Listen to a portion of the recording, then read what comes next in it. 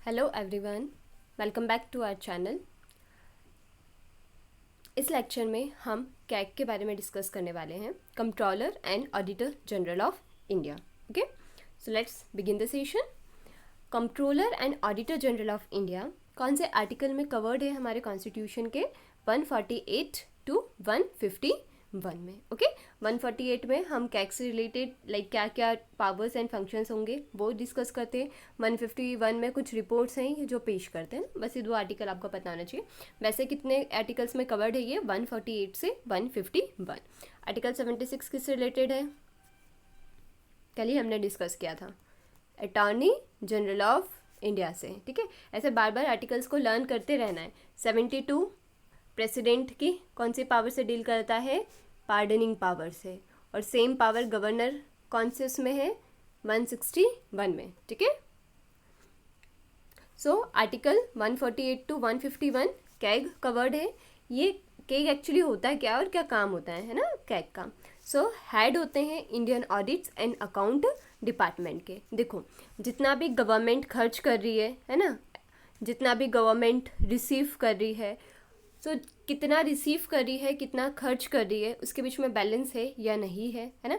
जो भी government policies frame कर रही हैं, जितना पैसा गवर्नमेंट ने मांगा है पार्लियामेंट से, क्या वो पैसा सही में इन्वेस्ट हो रहा है, सही जगह पे हो रहा है या नहीं हो रहा है, इन सारी चीज़ों को ऑडिट करने का काम किसका होता है? कैग का होता है ना। सो कई बार हम सुनते हैं ना कि कुछ स्कीम्स हो जाते हैं, तो ये हम सुनते हैं जैसे कोई सा भी स्कीम हो सकता है, उसमें हो जाते हैं ना, जैसे कोई सी पॉलिसीज़ वगैरह होती है, वहाँ पर कोई स्कैम वगैरह हो जाते हैं, तो इसको सामने लाने का काम जो है वो किसका होता है? कैग का होता है, controller and auditor general of India का, है ना। क्योंकि ऑडिट करते हैं, अगर ऑडिट करते समय कुछ भी चीज़ें सही नहीं मिलती है तो ये फिर आंसर मांगते हैं, है ना। और अगर गवर्नमेंट आंसर नहीं दे पा रहा है, दैट मीन्स व्हाट? गवर्नमेंट ने कुछ ना कुछ करप्शन किया है ना। सो ये ऑडिट करते हैं सारे अकाउंट्स को, सारी रिसिप्ट्स को, सारे एक्सपेंडिचर्स को। किसके? गवर्नमेंट ऑफ इंडिया के, स्टेट गवर्नमेंट के भी, और यूनियन टेरिटरीज़ में जहाँ पर लेजिस्लेचर है ना, वहाँ के। तो तीनों के ऑडिट्स जो हैं वो कौन करते हैं? Controller and auditor general of India. Appointment कौन करता है इनकी? प्रेसिडेंट। तो रिमूव भी कौन करेंगे? प्रेसिडेंट। ऑथ भी कौन दिलवाएंगे? प्रेसिडेंट। टर्म कितना होता है इनका? 6 ईयर्स टू 65 ईयर्स, मतलब या तो 6 साल या फिर 65 ईयर्स, जो पहले होगा वो। इसका मतलब क्या होता है? जैसे हमने किसी को अपॉइंट किया है ना, मान लीजिए कि वो हमने अपॉइंट किया उनको 60 की एज में, है ना। ये जब अपनी जॉब कर रहे थे तो मान लेते हैं कि इनको केवल 5 ईयर्स ही हुए, बट ये 65 के हो गए हैं, तो फिर हम ये नहीं देखेंगे कि इनको अभी 6 साल नहीं हुए, 65 ईयर्स हो गए, तो वो रेजिग्नेशन उनको देना होगा, है ना, या उनका टर्म जो है वो ख़त्म हो जाएगा। या मान लो किसी को हमने 50 की एज में अपॉइंट कर दिया, तो अब हम 65 तक का वेट नहीं देख करेंगे। अगर 56 ईयर्स के हो गए, मतलब 6 ईयर का इनका टर्म ख़त्म हो गया है, तो फिर इन्हें हटा दिया जाएगा ना, किसी और को अपॉइंट कर दिया जाएगा। तो 6 ईयर्स या 65 ईयर्स का ये मतलब होता है। देन रेजिग्नेशन लेटर प्रेसिडेंट को देंगे। यदि इन्हें रिमूव करना है तो उसके लिए जो प्रोसीजर होता है वो कैसा होता है? सेम एज सुप्रीम कोर्ट जज। मतलब जिस तरह से जो प्रोसीजर हम सुप्रीम कोर्ट के जज को रिमूव करने के लिए यूज़ करते हैं, वही सेम प्रोसीजर के बेसिस पर कैग को भी उनके ऑफिस से रिमूव किया जा सकता है। ओके, मतलब पार्लियामेंट से आपको रेजोल्यूशन पास करवाना पड़ेगा। He is not eligible for further office either in government of India और स्टेट। That means what? अगर एक बार कोई कैग बन गया तो फिर वो किसी और गवर्नमेंट एम्प्लॉयमेंट में इंगेज नहीं रह सकता, मतलब कहीं और गवर्नमेंट जॉब या गवर्नमेंट ऑफिस में वो वर्क नहीं कर सकते। Fine. Then functions of CAG, अभी हमने डिस्कस किया कि फंक्शन क्या होते हैं कैग के? ऑडिट करना, है ना। किसको? जो भी एक्सपेंडिचर्स गवर्नमेंट ने किए हैं कंसोलिडेटेड फंड ऑफ इंडिया से, स्टेट गवर्नमेंट ने कंसोलिडेटेड फंड ऑफ स्टेट से, और यूनियन टेरिटरीज़ ने जहाँ पर लेजिस्लेटिव असेंबलीज़ हैं उनके फंड्स को, अकाउंट को ऑडिट करने का काम किसका होता है? कैग का होता है। ओके, कंसोलिडेटेड फंड क्या होते हैं?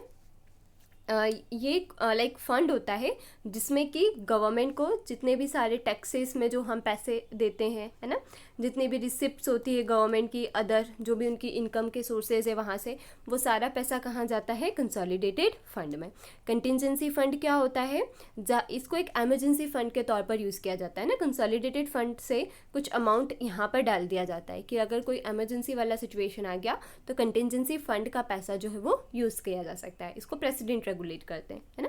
Then public account, public account क्या होता है, जैसे फॉर एग्जांपल कि जो पीएफ का पैसा होता है ना, प्रोविडेंट फंड का पैसा होता है गवर्नमेंट एम्प्लॉइज वगैरह का, तो वो जो पूरा फंड का पैसा है वो कहाँ पर डाला जाता है, पब्लिक अकाउंट में डाला जाता है। तो इस तरह से 3 फंड्स होते हैं गवर्नमेंट के पास, consolidated fund, contingency fund and public account. तो इन तीनों फंड्स को ऑडिट करने का जो वर्क है वो कौन करते हैं, कैग करते हैं। फाइन। सो स्टेट के भी और इंडिया के भी, है ना, सेंट्रल के भी। Then he audits the receipts and expenditure of centre and each state, मतलब कितना पैसा उनको मिल रहा है, कितना वो खर्च कर रहे हैं, है ना, सही जो उन्होंने रिपोर्ट पेश की है वो सही है या नहीं है, ये सारा ऑडिट करने का काम किसका होता है, कैग का होता है। He act as guide, friend and philosopher of the public accounts committee of the parliament. जो पब्लिक अकाउंट कमेटी है पार्लियामेंट की, है ना, जो लाइक पब्लिक अकाउंट कमेटी का काम भी यही होता है कि वो एक्सपेंडिचर रिसिप्ट्स वगैरह को ऑडिट करते रहते हैं, ठीक है। तो ये उनके गाइड, फ्रेंड और फिलोसोफर की तरह एक्ट करते हैं। तो क्वेश्चन पूछा जा सकता है कि who act as a guide या फ्रेंड या philosopher of public account committee of the parliament. तो आंसर क्या होगा, CAG, controller and auditor general of India. अब ये 3 रिपोर्ट्स जो है वो पेश करते हैं, और रिपोर्ट्स कौन से आर्टिकल में आती है, आर्टिकल 151 में। कौन सी 3 रिपोर्ट्स ये पेश करते हैं, अब ये जो 3 रिपोर्ट्स हैं ये किसको पेश करते हैं, प्रेसिडेंट को, और फिर प्रेसिडेंट जो है इन तीनों रिपोर्ट्स को कहाँ पर पेश करते हैं, पार्लियामेंट में। ओके, मतलब डायरेक्टली ये पार्लियामेंट में नहीं जाते हैं, ये प्रेसिडेंट को अपनी रिपोर्ट देते हैं और प्रेसिडेंट फिर पार्लियामेंट में देते हैं। तो कौन सी 3 रिपोर्ट्स हैं इनकी, ये भी कई बार एग्जाम में पूछ लिया जाता है ना कि कौन कौन सी रिपोर्ट ये पेश करते हैं। So audit report on appropriation account, audit report on finance account and audit report on public undertakings, ठीक है। अब इसमें ज़्यादा डीप में जाने की ज़रूरत नहीं, बस आप इसको लर्न कर लेना, आपके एग्जाम के पॉइंट ऑफ व्यू से इतना ही इंपॉर्टेंट है। सो ऑडिट रिपोर्ट किस पर पेश करते हैं, एप्रोप्रिएशन अकाउंट पर, देन फाइनेंस अकाउंट पर एंड देन पब्लिक अंडरटेकिंग्स पर।